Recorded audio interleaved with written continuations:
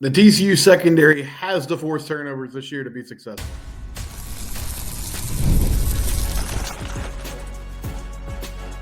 You are Locked On Horned Frogs, your daily podcast on the TCU Horned Frogs. Part of the Locked On Podcast Network, your team every day. That's right, Locked On Horned Frogs, your team every day. I'm your host, Steven Simcox. I've been covering TCU athletics for the past 12 years. Thank you for joining us this morning, afternoon, whenever you're listening. You can subscribe to the YouTube channel. Also find us on your favorite podcast platform. We're ending the series today. We've been doing this series over the last few weeks where we go position by position. Does TCU need to pursue somebody in the transfer portal window? Yes or no? We're going to combine the secondary in the sake of time and just sort of moving on. Safeties, corners. No, I don't think TCU needs to add a corner. Yes, I think they need to add one safety.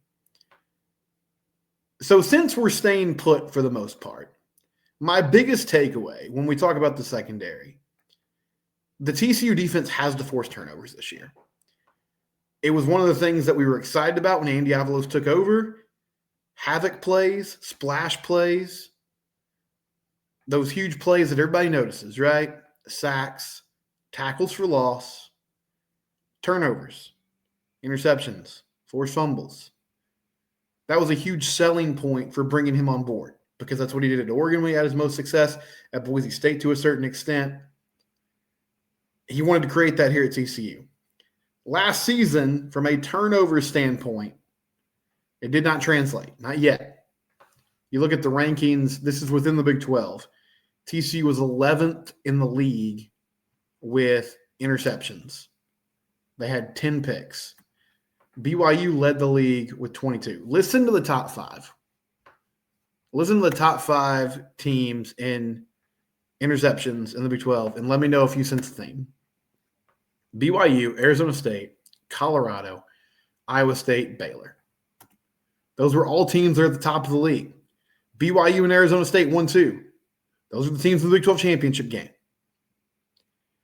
If you are not going to have a dominant defense, now, these things can go hand in hand. If you have a dominant defense, most likely one of the things that they do is force turnovers. But if you're not going to have a lockdown defense that forces 3 and outs all the time, which I would love to see that at TCU, I truly would. And I think it's possible. And I think as much flack as Sonny has gotten for what's happened on the defensive end the last few years, he did make a big step or take a big step by really after one bad season. I would say Joe Gillespie's first year, the numbers didn't bear it out, but that was an opportunistic defense. They got stops when they needed to. They got big plays when they needed to. Year 2 was not good. Wasn't good at all. And really just based on that one season, Sonny said, you know what? This is a hard decision. I like this guy. He's a friend of mine, but he's got to go. And he didn't go hire his best friend or a coach that he knew very well. He went and got a dude named Avalos who had success, but was a little bit risky because at Boise State he was the head coach, and the team essentially quit on him. I think that's going to work. But from the turnover standpoint, TCU needs to create more of them. There was a long stretch last season where they couldn't do it at all. They finally broke through in the Utah game. And oddly enough, it was a Bud Clark pick on a 4th down. So, of course, the first turnover they would force in weeks, they lost like 30 yards in field position on it. But, hey, we'll take it. And towards the end of the season, we started to see it more. Bud had an interception against Arizona on the opening drive. I know they had at least one interception and one forced fumble against Oklahoma State. That opportunistic style started to bubble up to the surface. They forced 9 fumbles, but they only recovered 6, which was also good for 11th in the Big 12. And once again, you look at that list, Colorado, Iowa State, Texas Tech. It wasn't as consistent as the interception list, but bottom line is, if you were a good team, you are winning the turnover battle. That was honestly the biggest difference, the shift midway through the season, more than anything else. was about Josh Hoover protecting the ball better and the defense making more plays and forcing some more turnovers. We talked a lot about complementary football last year, that tension that happens when it's not there. We started to see it more in practice over the last 6 games of the year. Another reason why I'm optimistic that TCU could take a step forward in this department, new safeties coach, Tre Watson. Tre Watson, through his career, has been known as somebody who helps DBs force turnovers. When he was at Cal in 2024, they forced 22 turnovers, including 17 interceptions. In 2023, they led the nation with 28 takeaways, including 16 fumble recoveries, and had 3 defensive touchdowns. Now, Justin Wilcox, defensive coach, I think that mentality probably trickles down to the rest of the staff. But at the very least, Tre has learned from that. I think also, for a long time, I said this before, I'll use this example. For a long time, my perspective on forcing turnovers was there wasn't really a way that you could coach it. It's just about having dudes who can make plays. And I still think that's true to a certain extent. But I will say, a few years ago when I was doing a radio show with Matt Mosley, I remember we talked to Joey McGuire, and he had moved from being the tight ends coach on the offense to coaching on the defensive side of the ball. And his title that season, which is the year that Baylor made it to the Big 12 championship game, they ended up losing to Oklahoma. But his title that year was he was the turnover coach. He was the dude that was supposed to set the tone for, hey, we are going to be a defense that gets takeaways. And their motto was take 3. And I think he's moved that over to Texas Tech. But their motto was take 3. They want to get 3 takeaways every time they hit the field. And they went from a defense that did not do that well the year before to one that did excel at it the next season. Bud Clark has shown great ball skills in his career. Now, the reason I think they need to bring in one more safety is because there's really nobody else on the defense right now that has shown that ability. I'm super excited, and I'm moving over to corner here. I'm super excited about Avery Helm, but Avery is not a guy through his career that's gotten a lot of picks. He's a good cover corner, but that's a step that he hasn't taken. But maybe Tre Watson coming over and working with the safeties, also being the passing game coordinator. Possibly that will help this entire secondary. Let's run down the people you have in the room right now. So we'll start at corner. Avery Helm coming back from an injury. Channing Canada, who I thought as the season went on really showed something. Had a rough start to the year and was sort of in that JT Broughton position as well of like, man, when he's in a one-on-one matchup, that's not good for the TCU defense. But I felt like his confidence really grew throughout the season, and he got to a place by the end of the year where he could make plays in one-on-one situations on a more consistent basis. So those 2 guys I feel like are in the driver's seat to have a starting job at the moment. Javon McIvor, another really interesting name. A very under-the-radar transfer portal signing last offseason from Austin Peay. Dealt with injuries for a lot of last year, but late in the year, he popped a few times. Remember that Baylor game? Late, 3rd down, making a play on the ball in a one-on-one scenario. He's physical. He's tough. He looks the part to be a corner in the Big 12. Vernon Glover also coming back from an injury. Elijah Jackson, the Washington transfer, who was a starter on the team that went to the national title game a couple of years back. Devondre, and then young guys, Devondre McGee coming back for year 2, and then Micah Strickland and Gil Jackson in year 1 at corner. I think this group is pretty set at corner. I feel like the 2 deep is very good. Helm, Canada, McIvor, Glover. And then you have some young guys behind those dudes. And honestly, it's probably a competition to see who steps up and shows they can be a force. Like who works their way into the rotation this year out of those 3 young guys. I would love for it to be Micah Strickland. I don't know if that's in the cards, with him being a true freshman. But somebody's going to impress Julius Brown, the corners coach, and make something happen this year. At the safety spot, Bud Clark back for like year 17. Jamel Johnson, who was in the portal, but withdrew his name and came back. Those two guys played a ton of snaps last season. Bud's played a lot in his career. Jamel played a lot this past year. Austin Jordan, a good name to know, transfer from Texas who came in last offseason, has some position flex, can play corner or safety. Lester, Caden McFadden, Devin Harago, these but could be called upon. And then your freshman, Julius Sims, Joseph Albright, and a JUCO transfer in Colin Collier. I believe they need to bring in one safety because with the amount of safeties you have on the field in this defense, I just think you can't have enough depth. And you're banking on right now one of those young guys making it happen. I just don't know if that's in the cards right this moment. But regardless of who they have on the field, I'm hopeful that there is a mentality shift with this TCU team. Can they find a way to start forcing turnovers? Some of the games they lost this year against UCF, if they could just force one turnover in the second half, totally different ball game. SMU was not a close game, but it wasn't a close game because TCU kept giving the ball away and they couldn't force those turnovers back, right?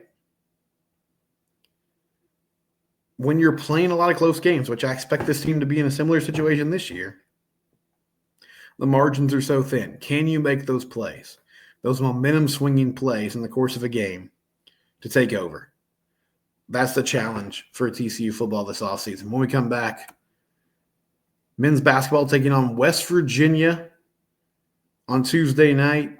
Got to have it. Got to win. That's coming up next here on Locked On Horned Frogs, your team every day. PrizePicks. If you've never ventured into the world of daily fantasy sports, do it today. It's very simple. If I can do it, anybody can do it. If a former sports broadcasting major can figure this out, you can figure it out as well. You simply pick more or less on different athletes and their player projections. And if you're right, you can win up to 1,000 times your cash. It's fast, easy, and keeps every game exciting. You can build lineups. It's quick and easy. When you win money, it hits your account in as little as 15 minutes. No waiting around. They have promotions every single day. Download the app today and use Locked On College to get $50 instantly after you play your first $5 lineup. That's code Locked On College for $50 instantly after you play your first $5 lineup. PrizePicks, run your game. Check it out today.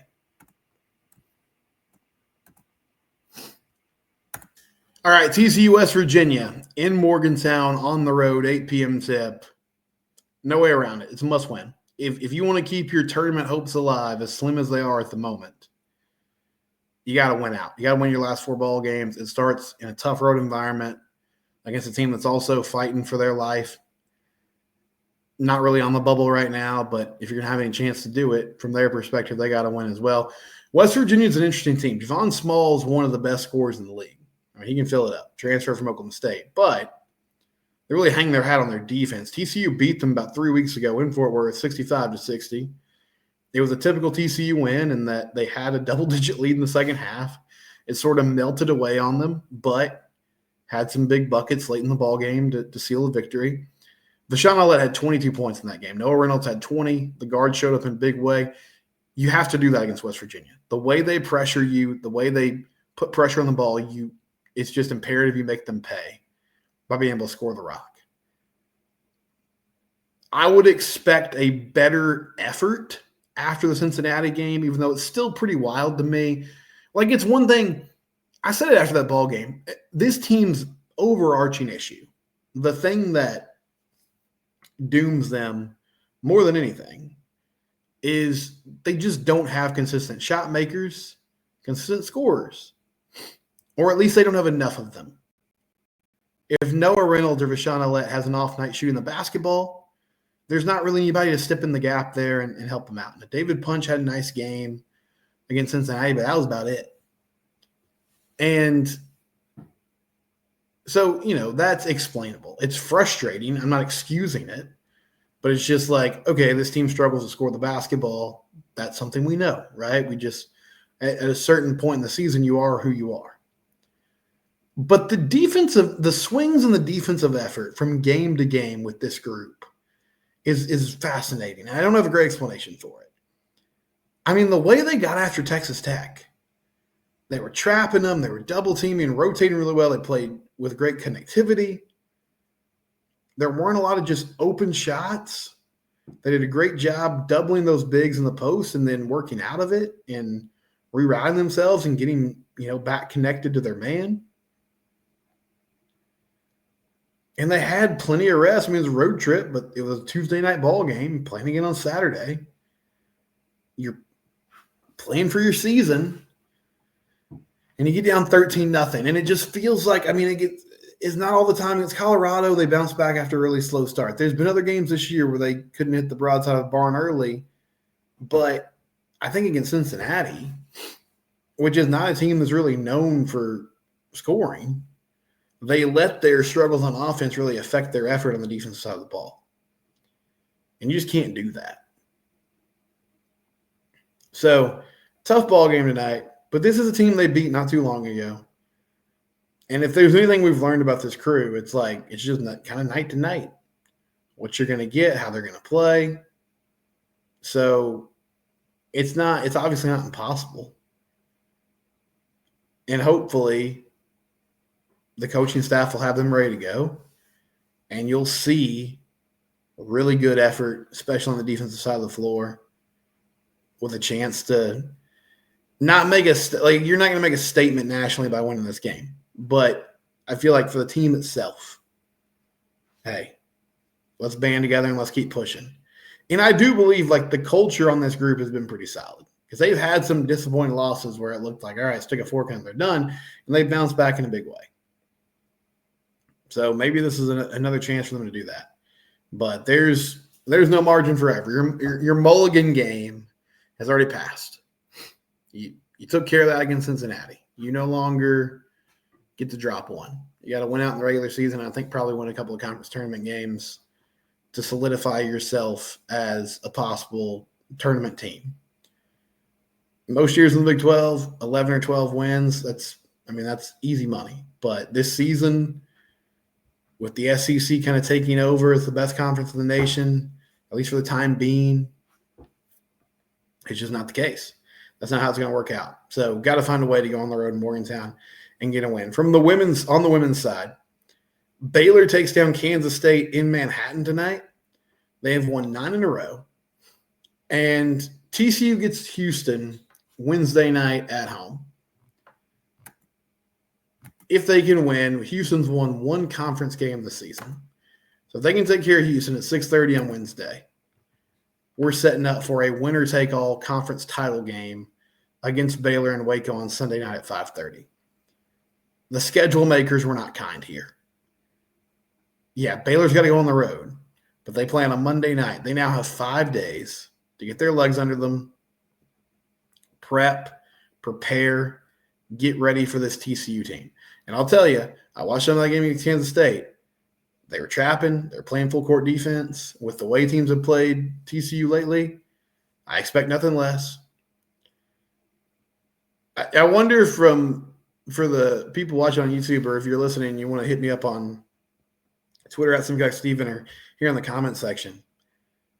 Do you take a risk? If you're TCU, if you're Mark Campbell, do you take a risk and not completely ignore the Houston prep, but are you really already trying to hone in on Sunday's game?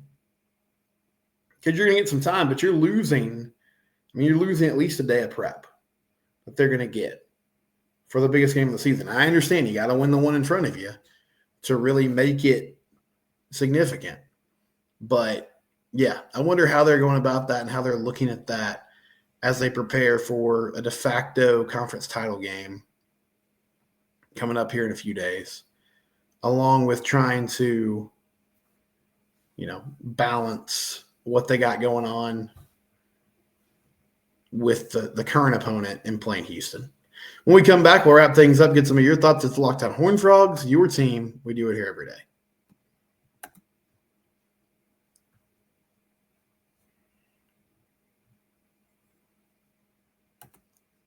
Baseball at Lupton for the first time tonight, taking on Tarleton in a midweek clash. Jacob Langford was at the game at Globe Life on Saturday. He said his takeaway was Arkansas was throwing one of their best pitchers, a lefty. We had 4 lefties in our lineup. All did not get hits. Carson Bowen was great on defense and should have the home run, the big walk in the 9th. We had runners on 2nd and 3rd and would have won the game, and Silva strikes out. He still has great defense, but not sure what happened to his hitting. We definitely need to get the right lineup for hitting. Yeah, they're still playing around with that. And you got so many young guys. And also, like, you've got sort of a backlog because Jax Traeger is really solid as a freshman who's playing right now, but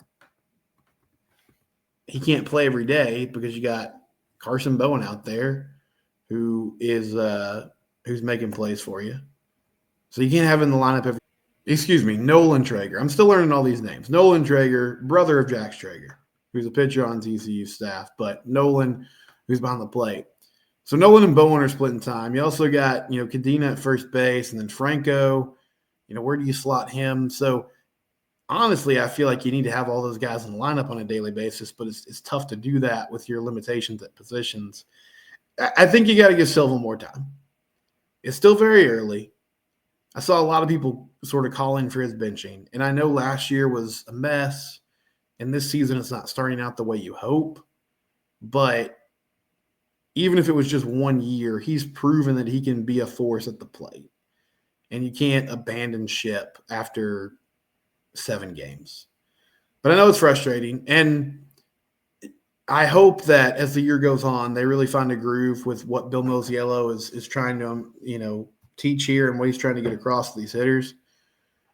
But once again, early in the season, which this was a big problem last year, just those opportunities in scoring position. And, with 2 outs, like, it's tough. You got to get a base hit, right? But even runner on 3rd, less than 2 outs, the strikeouts, the pop-ups, it just can't happen. You got to scratch runs across.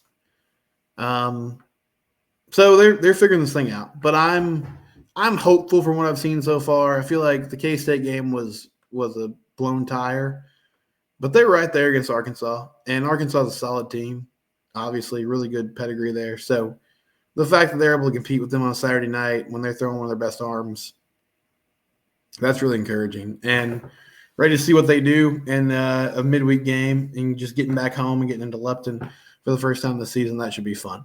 I talked yesterday about the young D linemen. The more I dig into like this roster from a defensive line perspective, I'm super excited about it. Marcus Deal coming back, ready to make plays. Travis Jackson, who was kind of thrown in the fire last year and stepped up and made it happen. Zach Chapman, same story.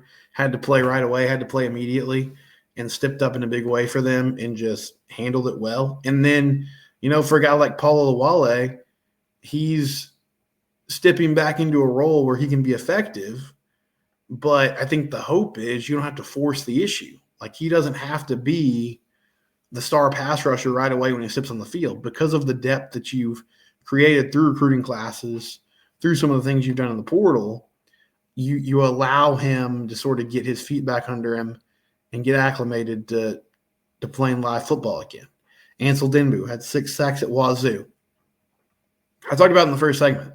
If this can become a team and a defense that makes splash plays, meaning tackles for loss, sacks, creating turnovers, that changes the whole complexion of what they can do, and I think really raises their ceiling. Because I expect this offense to be good. I don't know exactly what it's going to look like. I hope that it's more balanced. I hope they have more effectiveness in the running game. But they found a way around it last year. Now, I'm concerned about how much production you're losing a receiver and just the simple fact that you had 3 studs out there and Savion Williams and Jack Bech and JPR. That makes any quarterback look good and any offense look good. But they've replaced that receiving group with some firepower that's expected to be really good. And I just feel like a Kendall Browse and Sonny Dykes-led team is going to be able to score. It's honestly just about consistency and how often they can score. and then couple that with a defense that can make plays and be more opportunistic, that's a great recipe. We'll talk more about that throughout the week. It's Locked on Horned Frogs, your team every day. Subscribe to our YouTube channel.